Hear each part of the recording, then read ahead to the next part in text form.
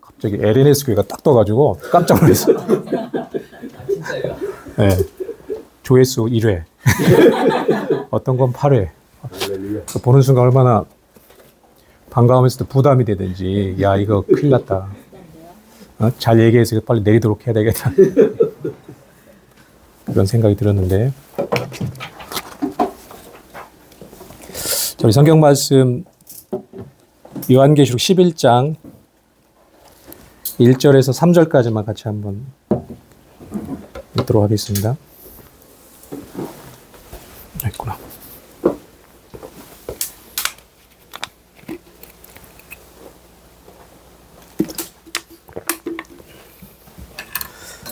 다 찾으셨죠? 요한계시록 11장 1절에서 3절까지만. 더 읽으면 좋은데 시간 관계상에 3절까지만 읽겠습니다. 시작. 또 내게 지팡이 같은 갈대를 주며 말하기를 일어나서 하나님의 성전과 제단과 그 안에서 경배하는 자들을 측량하되 성전 바깥마당은 측량하지 말고 그냥 두라. 이것은 이방인에게 주었은즉 그들이 거룩한 성을 42달 동안 짓밟으리라. 내가 나의 두 증인에게 권세를 주리니 그들이 굵은 베옷을 입고 1260일을 예언하리라. 예, 아멘. 우리 지난주에는 14만 4천에 대해서 함께 말씀을 나누었고, 오늘은 이제 두 증인에 대해서 같이 한번 짧은 시간이지만 빠르게 한번 같이 살펴보길 원합니다. 오늘 말씀을 보면은 이제 네개 지팡이 같은 갈대를 주며라고 말씀하는데, 여기서 네 개는 10장에 보면 이게 요한을 얘기하는 거거든요. 요한에게 지팡이와 같은 갈대를 주시면서 하나님의 성전과 또 제단과 그 안에서 경배하는 자들을 측량하라, 이렇게 얘기를 합니다. 이 내용을 이제 본문을 살펴보면서 이 단어를 살펴보는 방법으로 해서 의미를 좀 이제 이해를 해 보려고 합니다. 1절에 보면은 이제 성전이라는 말이 나오거든요. 성전과 제단과 그 안에서 경배하는 자들을 측량하라고 얘기하는데, 이 성전이 뭔가를 이해하는 것이 좀 필요해요. 성전이 뭐냐고. 우리 나눠드린 프린트문에 보면은 이제 성전에 대해서 이제 무천년주의자들과 전천년주의자들이 해석하는 게 좀 달라요. 이제 무천년주의자들은 이 성전을 교회 공동체라고 해석을 합니다. 교회 공동체. 그러니까 교회 공동체를 뭐 측량하라, 이런 식으로 해석이 되겠죠. 그런데 전천년주의자들은 이거를 교회 공동체가 아니라 우리 성도의 마음의 성전이다, 이렇게 얘기를 합니다. 이렇게 주장하는 이유는 뭐냐면, 오른쪽 창고란에 보시면 성전이라는 것은 아는 것처럼 하나님이 거하시는 곳이잖아요. 하나님이 거하시는 곳인데 성경에는 두 가지 의미로 쓰였습니다. 건물 성전이 있고, 건물, 옛날에는 성전이 있었잖아요. 건물을 얘기할 때 성전이라고 얘기하는데, 이걸 헬라어로는 히에론이라고 씁니다. 히에론. 그 다음에 마음의 성전이라고도 할 때도 성전을 쓰는데, 이때는 나오스라는 말로 씁니다.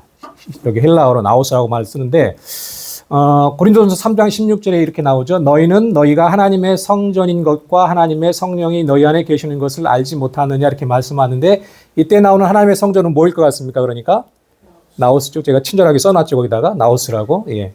마음의 성전, 하나님이 계시는 마음의 성전, 나오스라고 표기를 해요. 그렇다면 오늘 이 계시록 11장 1절에 나오는 성전은 어떤 내용일까요? 히에론일까요? 나오스일까요? 당연히 나오스겠죠. 그러니까 11장 1절에서 성전을 얘기할 때, 성전을 측량하라고 얘기할 때 건물을 측량하라는 얘기가 아니라 마음의 성전, 하나님이 거하시는 마음의 성전, 다시 말해서 하나님이 임재해 계시는 자들, 그래서 하나님을 경배하는 자들, 그들을 측량하라는 얘기입니다. 측량하라는 얘기입니다.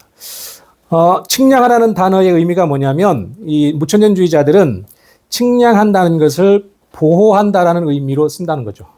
하나님이 교회를 측량하라고 했고, 그리고 왜 측량하냐면 그 교회를 보호하기 위해서 측량하라, 이렇게 얘기했다는 거예요. 반면에 측량하지 않는다는 거라면 어떤 의미겠습니까? 측량은 보호하는 의미니까 보호하지 않는다, 파괴한다. 측량하지 않는다는 것은 냅둔다는 겁니다. 파괴되도록 냅둔다는 그런 의미가 있는 거예요. 무천년주의자들은 그렇게 얘기를 합니다. 그런데 전천년주의자들은 이 측량하다는 말을 숫자를 센다는 의미로 씁니다. 계수한다는 것, 숫자를 센다는 얘기입니다. 즉 성전과 제단에서 경배하는 자들, 이 사람들을 세라는 거예요. 참고사항에 보면 경배하다라는 말은 원어적으로 보면 어떤 의미가 있냐면 반복의 의미가 있고 진행의 의미가 있습니다. 무슨 말이냐면 하나님을 반복적으로 지속적으로 또 진행형이니까 계속적으로 경배하는 사람들, 옛날에 경배했던 사람들이 아니고 지속적으로 반복적으로 지금도 경배하는 사람들, 이 사람들 갖다가 경배하는 자들이라고 의미한다는 거죠. 그러니까 경배하는 자들은 그 안에 하나님이 거하시는, 그 마음 안에 하나님이 거하시는 신실한 참 성도를 의미합니다. 경배하는 자들. 이 사람들을 세라는 겁니다. 왜 세라는 걸까요? 그 안에 성전이 되어서 하나님이 거하시고 그래서 지속적으로 반복적으로 계속해서 예배하는 자들, 경배하는 자들, 이 사람들을 계수하라는 겁니다. 세라는 겁니다. 왜 그러냐면, 왜 계수하라고 하냐면 휴거될 성도의 총소를 계수한다는 의미가 있다는 거죠. 왜 계수하냐면 그 사람들을 휴거시키기 위해서, 예수님이 오실 때에 재림하실 때 그 사람들을 공중으로 데려가시기 위해서 계수하라는 거죠. 그래서 이 사람들은, 경배하는 자들은, 또 계수를 당한 사람들은 환난 날에 하나님으로부터 보호를 받다가 예수님이 오실 때에 휴거돼서 올라간다는 그런 목적으로 계수하라는 겁니다. 이것이 전천년주의자들의 주장입니다. 다는 아니겠지만 적지 않은 분들이 이렇게 주장을 합니다. 그 다음에 또 2절에 보면 성전 바깥 마당이 나옵니다. 성전 바깥 마당이 나오고 이들은 측량하지 말라고 얘기를 합니다. 그리고 42달 동안 이방인들에게 짓밟힘을 당한다고 얘기를 합니다. 그러면 성전 바깥 마당이라는 건 뭐냐라고 얘기했을 경우에 무천년주의자들은 이 성전 바깥 마당도 넓게는 교회다라고 얘기를 합니다. 교회. 여러분들 그 성전을 이해해야 되는데 제가 그림을 미처 준비를 못했지만 성전 큰 이 울타리가 있고 그 안에 성소가 있잖아요. 성소가 있고 지성소가 있는데 거기에 성소 밖에를 안뜰이라고 얘기하고 또 테두리가 쳐 있습니다. 벽으로. 그 사이에 성소와 외곽 그 테두리 사이를 바깥마당, 바깥뜰이라고 얘기도 합니다. 바깥뜰이라고 그걸 이제 바깥마당이라고 얘기하는데 이거를 어쨌든지 간에 큰 이제 성전이잖아요. 전체가 성전이니까 이 바깥마당도 옛날 성경에는 바깥뜰이라고 된 여기도 교회다, 성전이다 이렇게 본다는 거죠. 무천년주의자들은. 그래서 이 성전 바깥마당이 이방인들에게 짓밟힌다는 것은 무슨 뜻이냐면 이 무천년주의자들 어떻게 해석을 하냐면 교회가 성전 바깥도 교회인데 이 교회가 표면적으로는 핍박을 받아. 표면적으로는. 이 전체가 교회예요. 그러니까 교회고 그 한복판에 성소가 있는데 바깥마당은 짓밟히는 거야. 이방인들한테. 이건 뭐냐면 핍박을 받는 거예요. 근데 성소는 어떻게 돼요? 내면적으로는 보호를 받는다는 거죠. 보호를 받는. 교회가 겉으로는 핍박을 받으나 내면적으로는 보호를 받는다. 그런 의미라는 얘기죠. 그래서 예를 들어서 이분들은 어떤 얘기를 하냐면 주전 167년에서 164년 사이에 안티오쿠스 4세 우리가 많이 다뤘죠. 다니엘서 할 때에 그때 예루살렘 성전이 유린이 됐잖아요. 유린이 됐고 파괴가 됐는데 이때 그 성전이 겉으로는 파괴가 됐지만 그러나 하나님께서 이스라엘 백성들을 보호하셨다. 이것이 한 예가 될 수가 있다. 이렇게 얘기를 합니다. 반면에 전천년주의자들은 뭐라고 얘기냐면 성전 마당까지는 왔지만 안으로 들어가서 예배하지 않는 자들이라고 얘기를 합니다. 성전 바깥 마당에 있는 사람들은 마당까지는 와요. 예배드리기 위해서. 근데 예배를 하지 않습니다. 어떤 의미냐면 이 예배 장소에 와 있어요. 지금 몇 명입니까? 우리가 저까지 포함해서 8명이죠. 한 명이 어디 갔는데 또 갑자기 분명히 8명이었는데 상습적이네요. 지난주에도 그랬잖아요. 그죠? 뭔가 조치를 취해야 될 것 같습니다. 자, 어찌됐든지 간에 밥을 안 먹여요. 이 안에 우리가 그렇다는 얘기가 아니고 예를 들어 얘기하는 겁니다. 여기 와 있지만 예배를 하는 사람들이 있고 안뜰에 있는 사람이 있고 성소에 들어가 있는 사람이 있고 바깥 마당에 있는 사람도 있다는 겁니다. 마당만 받는 사람도 있다는 거예요. 이해가 되죠? 그죠? 우리 교회 가는 게 다가 아니라는 거죠. 교회 가도 예배 시간에 그 자리에 앉아도 성소에 들어가서 하나님을 예배하는 자들이 있고 그냥 자리만 채우는 사람들이 있다는 겁니다. 있다는 거예요. 이 사람들은 하나님께서 어떻게 하신다는 거죠? 그냥 내버려 두신다는 겁니다. 내버려 두신다는 거예요. 짓밟히게 내버려 두신다는 거고 이 사람들은 오늘날 명목상의 기독교인들, 그냥 교회만 왔다 갔다 하는 사람들을 얘기한다는 거죠. 이 사람들은 이방인들에게 주어져서 42달 동안 3년 반 동안에 짓밟히게 됩니다. 바꿔 얘기해서 명목상 기독교인들은 마지막 때에 배도를 하게 됩니다. 배도를 한다고 나와 있죠. 배도를 한다고 나와 있고 배도를 하게 되고 적그리스도에 의해서 이 사람들은 대단한 환난에 처하게 된다. 하나님의 보호하심을 받지 못한다. 이런 의미로 해석을 합니다. 이사야 1장 12절에 보면 너희가 내 앞에 보이러 오니 이것을 누가 너희에게 요구하였느냐 내 마당만 밟을 뿐이니라. 이사야 시대에도 마당만 밟는 면목상의 성도들이 있었다는 겁니다. 근데 지금 시대에도 똑같다는 겁니다. 똑같다는 얘기예요. 근데 이 사람들은 결국에는 마당만 밟다 보니까 어떻게 돼요? 나중에 어떤 미혹이 오고 그러면 또 자기들의 마음에 합한 어떤 그런 교리라든지 사상이 오면 넘어가게 돼 있습니다. 여러분들 왜 이단에 빠지는지 아십니까? 성경은 뭐라고 얘기냐면 욕심 때문에 빠진다고 얘기를 합니다. 욕심 때문에. 그 사람들의 욕심 때문에 자기가 좋아하는 것들을 추구하는 거예요. 그 안에 욕심이 있고 좋아하는 어떤 것들이 있습니다. 그게 들려주면 빠지게 돼 있는 거죠. 배도하게 돼서 나중에 하나님이 이 사람들을 보호하지 않습니다. 그러면 환란에 넘겨지게 된다라는 말씀을 합니다. 자, 2절에 보면 42달이라는 기간이 나오는데 이 무천년주의자들은 이걸 갖다가 초림부터 재림까지의 기간이라고 얘기를 합니다. 그러니까 내면적으로 하나님의 보호를 받고 표면적으로 외부적으로는 세상의 핍박을 받는 것은 마지막 때에만 있는 것이 아니라 전 교회 기간에 다 있었죠. 통틀어 다 있었다는 얘기죠. 그러니까 전 교회 기간에 이런 현상들이 있는 거기 때문에 42달은 그냥 상징적인 의미이다. 교회 시대를 얘기하는 거다라고 설명을 합니다. 반면에 전천년주의자들은 후 3년 반입니다. 적그리스도가 교회를 본격적으로 핍박하는 시기를 42달로 봅니다. 그러니까 순서를 보면 두 증인이 전 3년 반 동안에 사역을 하다가 순교를 당합니다. 그때부터 본격적인 적그리스도의 핍박이 오게 되는데 그 기간이 42달이라는 겁니다. 42달이 끝나면 누가 오시는 거예요? 예수님이 오시게 됩니다. 재림이 임하게 되는 겁니다. 그 다음 페이지 넘기시면 오전에 우리가 설교를 잘 들었죠. 여러분들 오전 설교 좋았죠? 대답이 시원찮네요. 네. 어디 가서 못 듣는 귀한 설교입니다. 잘 소중한 줄 알고 귀하게 여기고 잘 들으시기 바랍니다. 네, 잘 들으시기 바랍니다. 또 반복해서 듣고 우리 예비 목사님 네. 이제 로마서 이렇게 들어도 우리 목사님 예비 목사님처럼 저렇게 잘 설명하는 분들이 많지 않아요. 그러니까 귀한 줄 알고 잘 들으시기 바랍니다. 예. 자, 교만하시면 안 되고. 자, 잊어먹었습니다. 그러나 어쨌든. 네, 그 다음에 두 증인입니다. 두 증인. 네, 두 증인. 바깥들에 있어요? 주여.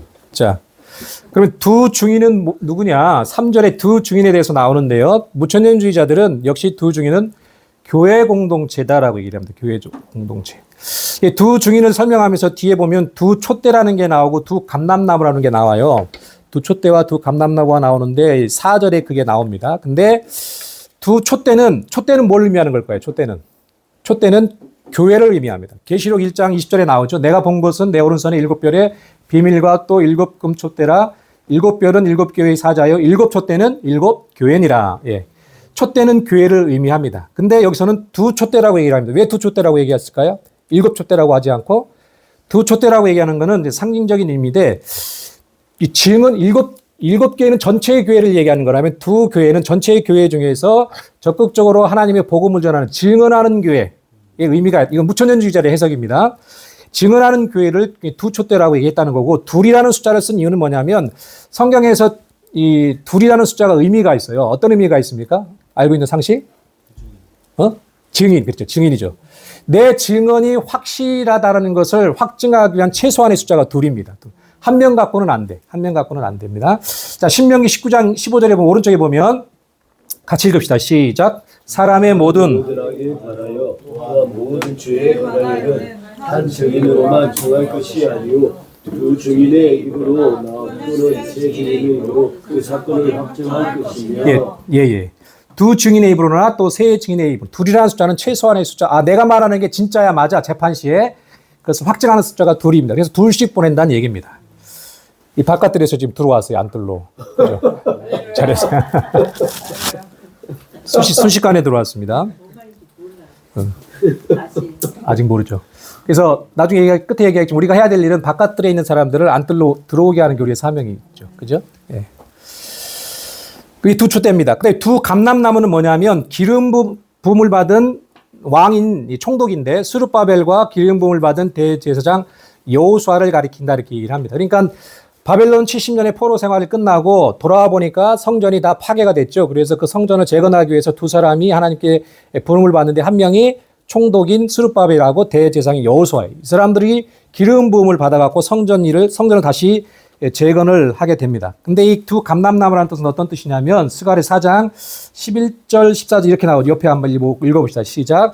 내가 그에게 물어 이르되 등잔대 좌우에 두 감람나무는 무슨 뜻이니까 하고 이르되 이는 기름 부음을 받은 자 둘이니 온 세상의 주 앞에 서 있는 자니라. 예. 감람나무는 기름 부음을 받았다는 얘기고 하나님께 사명을 받았다는 말이고 능력을 받았다는 말이고 택함을 받았다는 그런 의미입니다. 그래서 이 무천년주의자들은 두 감람나무, 즉 두 증인이 교회가 왕과 제사장적인 권세를 가지고 사역을 감당한다. 능력인 교회가 두 감람나무가 되어서 기름을 부음을 받아 능력을 받아 사역을 감당한다라고 설명을 합니다. 반면에 전천년주의자들은 두 증인을 천사로부터 작은 두루마리를 받아 먹은 자라고 설명을 하죠. 10장에 보니까 10장에 이제 요한 힘센 천사가 나와요. 10장에 힘센 천사가 나와가지고 요한에게 작은 두루마리를 먹으라고 얘기를 합니다. 먹었더니 어떻게 돼요? 입에서는 달지만 배에서는 씁니다. 그러면서 뭐라고 얘기냐면 내가 많은 백성과 나라와 방언과 임금에게 다시 예언하여야 하리라 이렇게 얘기를 합니다. 10장 11절인데 제가 좀 굵은 글씨로 썼죠. 그가 내게 말하기를 내가 많은 백성과 나라와 방언과 임금에게 다시 예언하여야 하리라 하더라 이렇게 말씀하는데 이건 요한에게 얘기한 거예요. 지금 천사가 사도 요한에게 얘기한 겁니다. 근데 이 원문에 보면 이 데이라는 헬라어가 아닌데 이 데이라는 헬라어가 우리 한국본에는 빠져 있습니다. 빠져 있어요. 근데 이 데이라는 뜻은 뭐냐면 반드시입니다. 반드시. 너는 반드시 예언해야 된다 이런 뜻이에요. 너는 반드시 안 하면 안 되는 거예요. 사명자는 반드시 예언해야 된다. 그런 의미가 있는 거고 또 다시라는 말은 우리는 그냥 다시 한다는 그런 뜻인데 반복하여라는 의미가 있어요. 반복하여. 그리고 또 예언이라는 말은 그냥 계시받아 갖고 예언한다는 뜻이 아니라 하나님께서 주신 말씀, 복음을 전한다는, 대언한다는 그런 뜻이 있는 거죠. 그러니까 요한에게 말씀하신 너는 반드시 온 나라 세계의 모든 백성들에게 반복하여서 대언해라. 이런 말씀을 하는 거예요. 그게 10장 11절입니다. 근데 이 요한에게 하신 말씀을 누가 받냐 하면 3절에서 두 증인이 받아요. 11장 3절입니다. 같이 읽읍시다. 시작. 내가 나의 두 증인에게 권세를 주리니 그들이 굵은 베옷을 입고 1260을 예언하리라. 예. 10장 11절에서 내가 예언해야 돼 라고 했는데 실제로 예언하는 사람들은 누구예요? 두 증인입니다. 이렇게 연결이 되는 거죠. 두 증인이 예언을 하게 됩니다. 그래서 두 증인은 성령의 권능을 받은 모세와 엘리야와 같이 하나님의 충성스러운 종들을 말하며 이 사람들은 교회에서 나온다는 겁니다. 교회에서 나오는 사람들입니다. 자, 그렇다면 이게 두 증인인데 이 사람들은 어떤 내용을 예언을 할까? 쉽게 얘기해서 어떤 내용의 사역을 할까? 이건데 무천년주의자들은 이제 교회의 사역이겠죠. 교회가 무슨 사역을 합니까? 세상의 죄를 지적하고 회개를 촉구하고 예수를 믿으라고 사역을 하죠. 근데 전천년주의자들은 어떻게 얘기를 하냐면 11장에서는 이 두 증인이 예언하는 걸 갖다가 두 가지로 나눠서 볼 수가 있는데 첫째는 성전과 제단에서 경배하는 자들 측량하는 거, 휴거들 대상자들을 측량하는 거, 계수하는 것들을 하고 또 하나는 뭐냐면 하나님의 심판이 임박했음을 선포하고 회개를 촉구합니다. 하나님의 심판이 임박했으니까 회개하고 빨리 돌아오라고 얘기를 하는데 이 사람들이 예언할 때 옷을 입는데 어떤 옷을 입냐면 굵은 베옷을 입고 예언을 합니다. 이게 어떤 의미가 있을까요? 굵은 베옷은? 그렇죠. 굵은 베옷을 입을 때는 슬픈 일을 당했을 때. 그리고 또 한 가지는 하나님께서 심판의 메시지를 주셨습니다. 그래서 어떻게 해야 돼 이제는? 회개하고 돌아와야죠. 니느웨 성에 요나가 복음을 전했을 때 니느웨 성 사람들이 어떻게 했습니까? 굵은 베옷을 입고 회개했다고 나오잖아요. 하나님이 심판의 메시지가 선포되었을 때 회개하는 마음으로 그 심판에 대해서 돌이켜야 되는 거죠. 그걸 굵은 베옷을 입고라고 얘기를 합니다. 이 두 증인은 굵은 베옷을 입고 하나님의 심판과 회개를 촉구하는 거죠. 안타까운 마음으로 슬픈 마음으로 촉구를 합니다. 이게 11장에 나온 두 증인의 사역인데 14장에는 우리가 지난번에 살펴본 것처럼 14만 4천 명에 대해서 얘기한 건데 이 사람들을 같은 사람이라고 보았을 때 14장에서는 뭐라고 얘기하냐면 영원한 복음을 전합니다. 영원한 복음. 세 천사가 나오는데 세 천사가 영원한 복음을 갖습니다. 그러면서 이 세 천사가 얘기를 하는데 하나님의 심판이 이르렀으니 하나님께 영광을 돌려라.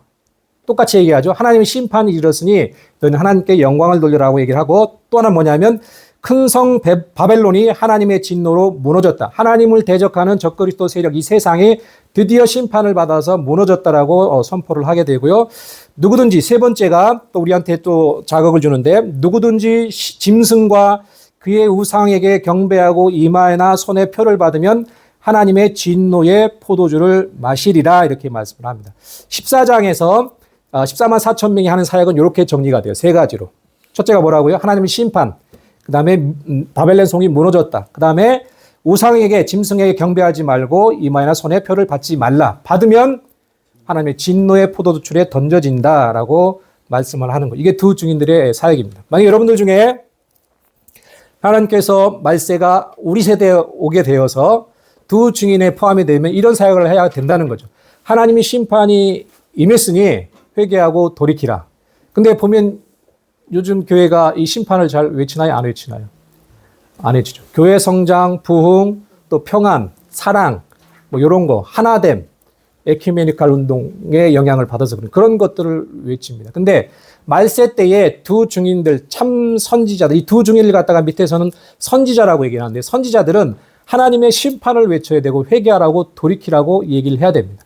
이게 영원한 복음이라는 거예요. 14장에는 이걸 영원한 복음이라고 얘기를 합니다. 그리고 짐승의 표가 나올 건데 짐승의 표는 짐승과 짐승의 우상에게 경배하는 것과 연결되어져 있습니다. 그래서 추론컨대 짐승의 표를 받는다는 것은 매매 행위를 못하는 것도 있을 그런 결과를 초래하지만 그거는 짐승과 그 우상에게 경배하는 어떤 의미와 연결되어질 것이라고 보는 거죠. 그런 사람들은 어떻게 된다는 겁니까? 하나님의 심판을 받게 되니 받지 말아라. 우상과 짐승에게 경배하지 말아라. 이렇게 외쳐야 된다는 거죠. 여러분들 그렇다면. 그리고 만약에 두 증인에 속하지 않으면 어떻게 해야 돼요? 두 증인을 서포터해서 도와서 그 사역에 같이 동참해야 되는 거죠. 그래야 이 측량을 받을 수 있는 거겠죠. 그죠? 측량을 받아서 대환란에 떨어지지 않는 그런 결과가 될 것입니다. 자, 그 다음에 두 증인의 사역 기간 3절에 나오는데 무천년주의는 어쩔 수 없이 교회 시대라고 얘기를 합니다. 두 증인이 교회니까 두 증인이 사역하는 기간은 교회 시대일 수밖에 없는 거고 그러나 전천년주의자들은 며칠이라고 나옵니까? 1260일, 3절에 1260일이라고 나오는데 이거는 전 3년 반을 얘기하는데 전천년주의자들 중에서는 후 3년 반이라고 얘기하는 분들도 있습니다. 근데 이걸 갖다가 그 근거를 얘기하려면 좀 더 길어져요. 그래서 오늘은 생략을 했는데 어쨌든 대세는 전 3년 반이 맞습니다. 전 3년 반이로 일단 이해하시는 게 좋을 것 같습니다. 그 다음에 자, 안 빠르죠? 네. 예, 안 빠르죠. 빨리 끝내는 게 좋죠. 자, 그 다음에 이제 두 증인이 증언을 하다가 결국엔 어떻게 됩니까? 죽고 그 다음에 3일 반 만에 부활하고 승천하게 되죠. 이게 11장 7절에서 12절 말씀인데 이 무천년자들은 이걸 이 두 증인의 죽음과 부활과 승천을 어떻게 설명하냐면 한번 보세요. 죽음은 교회와 짐승의 뿌리 깊은 적대감을 시사 교회가 수치스러운 죽음을 당하신 그리스도를 따라야 한다는 명제의 근거. 이게 무슨 말인 것 같아요? 이게 이 무천년주의자 중에서 우리나라에서 유명한 분의 책을 제가 베낀 거거든요. 난 무슨 말인지 모르겠어. 내가 적긴 했는데, 옮겨놓긴 했는데, 이걸 어떻게 이해해야 되지? 십자가의 죽음을 당하신 그리스도를 따라야 한다. 교회가 그렇게 고난을 당해야 된다. 이게 죽음이다. 이렇게 보는 건가요? 이해력이 좋은데 나는 거기까지 잘 안 가가지고. 예수님이랑 똑같이 죽어야 된다. 네. 근데 내가 궁금한 건 그럼 두 증인의 죽음이 무엇이다라고 정확하게 정의를 하지 않더라고요. 유명한 분인데. 그래서 네? 이게 유튜브에 안 나가면 내가 얘기를 할 텐데 유튜브에 나가니까 이걸 편집을 해주세요. 있습니다. 끝나고 말씀을 해드릴게요. 우리나라의 무천년주의의 대표적인 어떤 학자시고 신학자인데 그래서 그건 두 증인의 죽음이 뭐다라고 정확하게 적시를 해줘야 되는데 그게 없고 이런 식으로 설명을 해서 이게 도대체 뭔 내용인가? 또 부활을 볼까요? 부활. 부활은 교회 공동체를 통한 새로운 인류를 희망하게 함. 부활이 이거랍니다. 교회 공동체를 통한 새로운 인류를 희망하게 함. 근데 그대로 제가 문자 그대로 옮긴 거예요. 승천은 교회 공동체의 왕적 지위를 확증. 이게 승천이랍니다.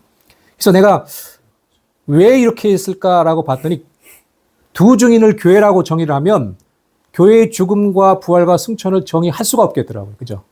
이게 난점인 것 같아요. 무천연주의. 그러니까 이렇게 돌려서 설명할 수밖에 없는데 안 들어와요. 무슨 뜻인지 이해가 안 되는 거예요. 그래서 그냥 일단은 그렇게만 참고를 하시고 넘어가고. 그러나 전천연주의자들은 그냥 액면 그대로 문자 그대로 받아들입니다. 두 증인이 예언을 마치고 순교합니다.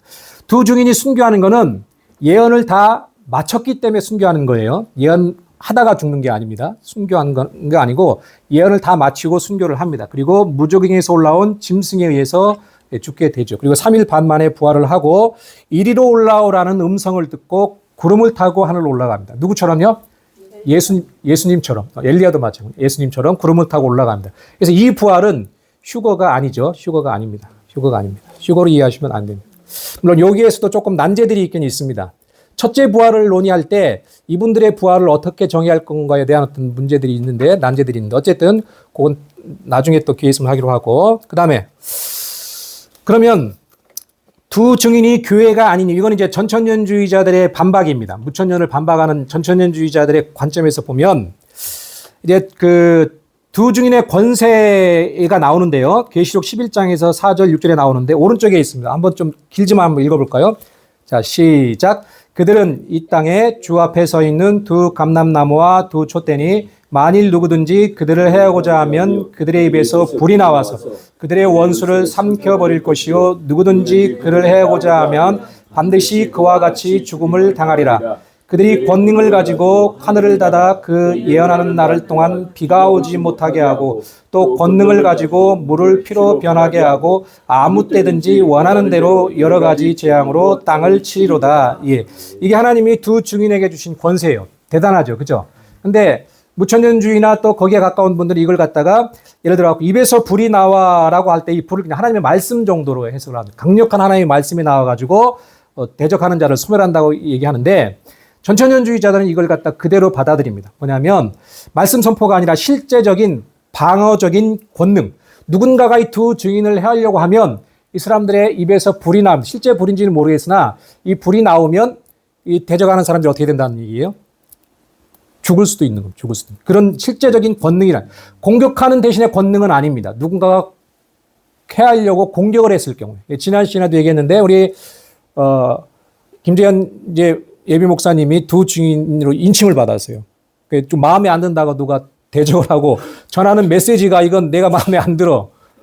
대적을 하고 뭐 심판과 회개를 못 미치게 합니다. 공격하고 막 해하려고. 그럼 어떻게 된다는 얘기예요? 가만히 있지 않겠죠. 불을 터야 된다는. 용가리가 아니고 그런 불인지 권능이 이 사람에서 나오는 권능이 나오면 그 권능이 하나님이 역사하셔가지고 죽기까지 하는 공격하는 사람들. 어디에 나와있죠? 엘리사입니까? 엘리야입니까? 대머리 빡빡이라고 애들이 놀렸더니 어떻게 했습니까? 이 엘리사가 이 저주를 하죠. 그랬더니 곰이 나와 찢어 죽이죠. 그런 실제적인 권능을 얘기합니다. 이건 그냥 말씀을 얘기하는 것이 아니라. 그런데 교회는요, 이런 권능을 가지고 복음을 전하지 않는다는 거죠. 그죠? 교회는 사랑을 가지고 복음을 전합니다. 끝까지 참고 인내하고요. 또 복음을 전하고 핍박을 받잖아요. 교회는 또 고난을 당하고 순교를 당하는 게 교회입니다. 불이 나와가지고 공격하는 자를 갖다 이렇게 죽여버리는 그런 일을 교회는 하지 않습니다. 그러니까 이 두 증인은 교회라고 할 수가 없다는 겁니다. 또 하늘을 닫아 비가 내리지 않게 한다고 얘기합니다. 교회는 이런 권능이 주어지지 않았다는 거죠.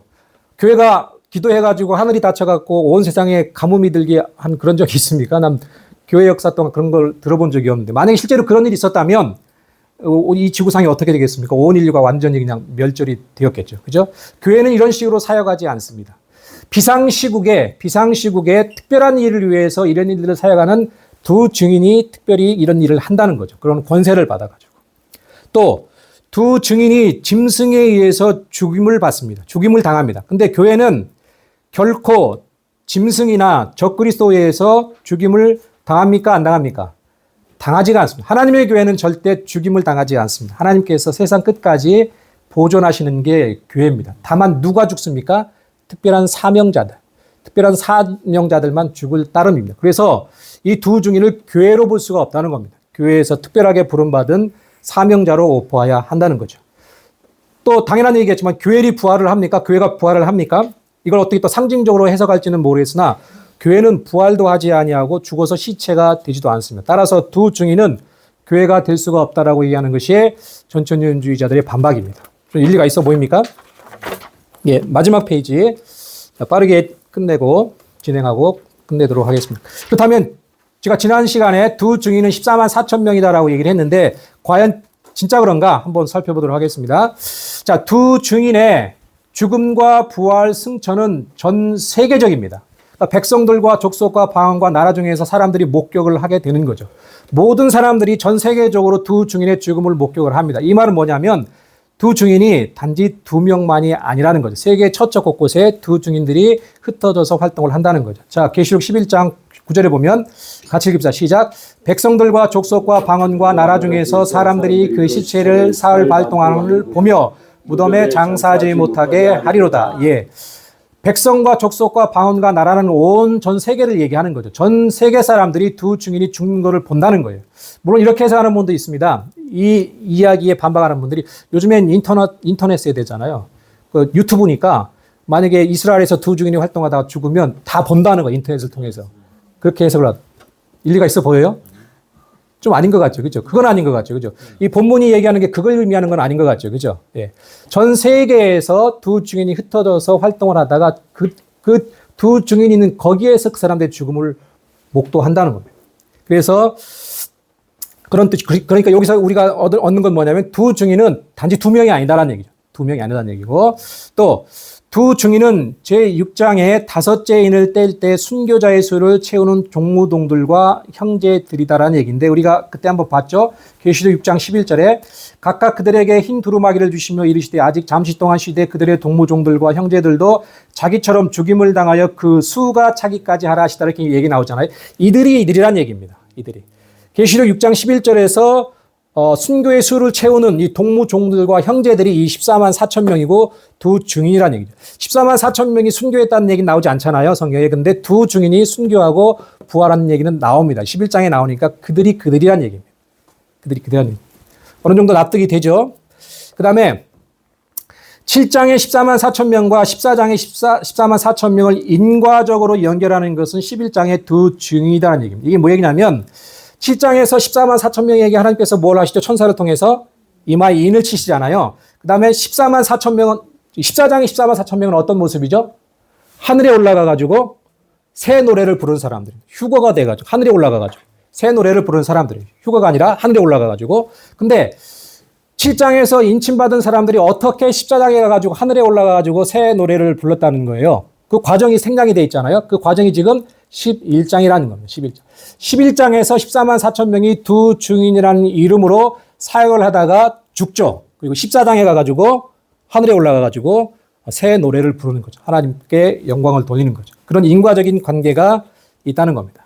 또 14만 4천 명이 7장에서 인침을 받잖아요. 그 다음에 8장에서 첫째 나팔이 불리면 3년 반 동안 사역을 하잖아요. 근데 14만 4천 명에 대해서 3년 반 동안 사역한다는 얘기는 나오지 않는데 이제 그 3년 반이라는 얘기가 두 증인, 11장에 두 증인이 3년 반 동안 활동을 한다는 거잖아요. 그래서 이 똑같은 사람들로 보아야 한다는 그런 내용입니다. 그 다음에 11장이 두 증인에 대한 내용이고 12장, 13장이 사탄의 세력에 대한 삽입장이고 이를 빼면 11장 다음에 14장이 된다. 이게 무슨 내용이냐면 11장, 7장에서 인침을 받고 잘 따라오세요. 7장에서 인침을 받고 8장에 어떤 내용이 나오죠? 8장에 나팔, 몇 번째 나팔까지? 네 번째 나팔까지. 네 번째. 근데 9장에서는 몇 번째 나팔? 5번째, 6번째 나팔이 나옵니다. 그 다음에 계속 이어져야 되는데, 이 스토리가, 사건이, 시나리오가 계속 이어지지 않고 중간에 갑자기 뭐가 뛰어들어요. 그걸 삽입장이라고 얘기하고, 감막장이라고도 얘기하는데, 그래서 10장, 11장이 감막장이고, 12장, 13장도, 10장, 11장은 하나님의 선한 종들, 두 증인에 대해서 얘기하고, 12장, 13장은 누구에 대해서 얘기해요? 악한 종들, 사탄, 짐승에 대해서 얘기를 하는 이게 간막장이거든요.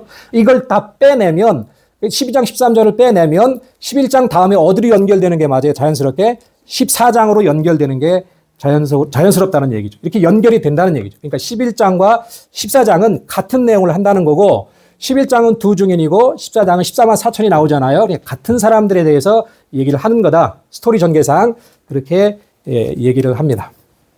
그 다음에 그러나 다만 그러면은 이런 질문을 할 수가 있습니다.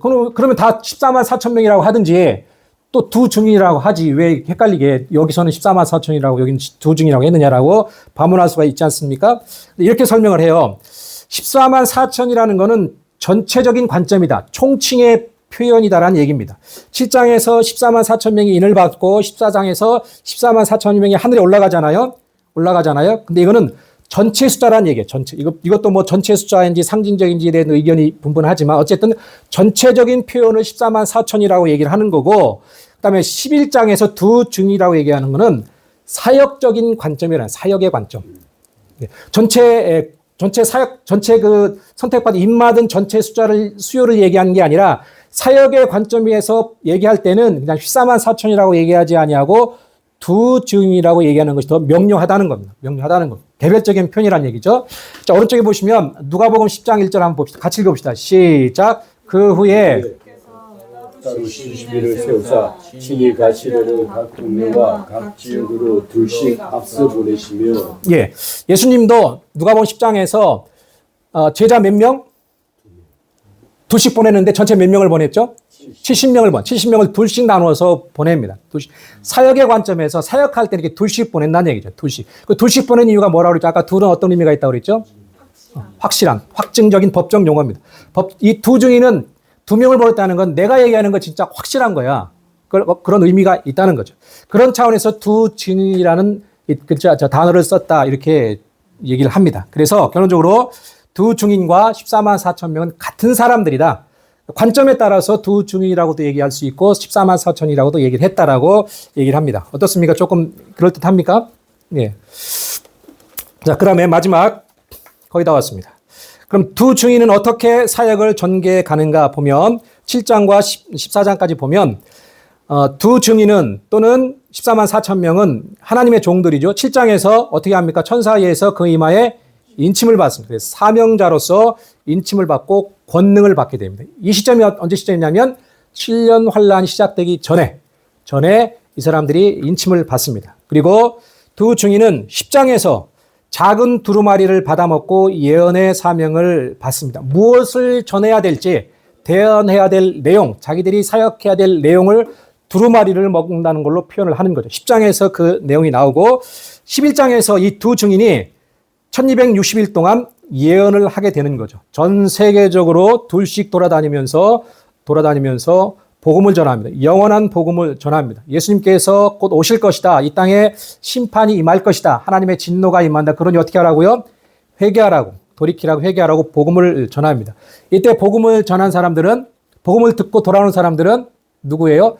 10처녀 비유 중에 슬기로운 처녀 5, 돌아오지 않는 처녀는 기름을 준비하지 않은 문 닫아갖고 두드리는 사람들, 이 사람들 5처녀 이렇게 설명하고 해석하는 분들도 계십니다. 영원한 복음이 심판의 복음이 외쳐졌을 때 돌아오는 자들, 돌아오지 않는 자들. 그래서 5처녀는 대환란에 떨어지는 거죠. 기름을 준비하는 그렇게 설명을 합니다. 두 증인은 적그리스도에 의해서 순교를 당하고 결국에는 부활을 하고 승천을 하게 됩니다. 그리고 14장에 가가지고 두 증인은 하늘의 시온산에 올라가서 새 노래를 부르며 주님의 재림의 날을 기다립니다. 민 목사님에 의하면 재림의 날을 기다리다가 누구하고 같이 와 이 사람들이 14만 4천이 예수님과 같이 따라오는 거죠. 예수님에게 속한 자들이라고 민 목사님은 설명을 하는 거예요. 그리고 그들이 천년왕국에 들어가서 왕 같은 제사장 노릇을 한다는 거고 그분이 민 목사님의 설명이고 여기까지는 많은 분들이 같이 견해를 같이 하는 내용으로 저는 이해를 하고 있습니다. 물론 이게 다는 아니지만 또 다른 견해들도 충분히 있습니다만 우리가 요 정도의 어떤 그런 줄기를 가지고 있으면 좀 이해가 될 수 있을 것 같습니다. 그래서 아까도 얘기했지만 오늘 본문에서 우리가 얻을 수 있는 거는 두 증인이 측량할 때 경배하는 자들이어야 한다는 것. 거기에서 떨어지면 골치 아플 수가 있다는 거죠. 그게 성경이 얘기하는 겁니다. 그 두 증인이 청량할 때 경배하는 자들이 되어야 되는데 그 사람들은 어떤 사람들이라고요? 반복해서 끊임없이 실제적으로 실생활 속에서 예배 시간뿐만이 아니라 실생활 속에서 하나님을 경배하는 자들. 그들은 누가 있기 때문에 그렇습니까? 하나님의 성령이 오늘 오전 예배 시간에 들었잖아요. 성령이 계시기 때문에 그게 가능하다는 거죠. 제 영역은 아닙니다만 생각난 김에 한번 찾아보시죠. 로마서. 이 다음 주에 목사님이 하실 것 같긴 한데 로마서 8장 13절 한번 읽어봅시다. 13절. 12절부터 13절 같이 읽어볼까요? 로마서 8장 12절 13절. 자, 1분만 참으시고 시작. 그러므로 형제들아 우리가 빚진 자로 돼 육신에게 져서 육신대로 살 것이 아니니라. 너희가 육신대로 살면 반드시 죽을 것이로되 영으로서 몸의 행실을 죽이면 살리니. 아멘. 영으로서 성령으로 몸의 행실을 죽이는 사람들, 이 사람들이 경배하는 사람들. 그럼 이 사람들이 두 증인에 의해서 측량을 받고 두 증인에 의해서 측량을 받고 하나님의 보호하심을 받는다는 거죠. 이 경배하는 자들이 되어야 될 것이고 또 뭐 두 증인이 되는 것이 우리의 영역은 아니지만 하나님께서 혹시 그런 사명과 부르심이 있으면 순종하고 그 일에 또 감당을 해야 되겠죠. 두 증인은 어떤 사람들이라고 그랬습니까? 14만 4천 명은 자격이 여자로 더럽혀지지 아니하고 어린 양이 어디를 인도하든지 가고 또 첫 열매이고 또 거짓이 없고 흠이 없는 사람들. 근데 이게 불가능하죠, 우리로서는. 근데 누가 거하시면 된다는 거예요. 성령이 거하시면. 성령으로, 영으로서 몸의 행실을 죽일 때 가능하지 않을까. 그런 소망을 가져봅니다. 근데 이 사람들은 순교해요. 순교에 큰 영광이 있는 줄 믿습니다. 자, 오늘 여기까지 하고요. 과정 중에서 유익함이 있었으면 좋겠습니다. 우리 찬송가 370장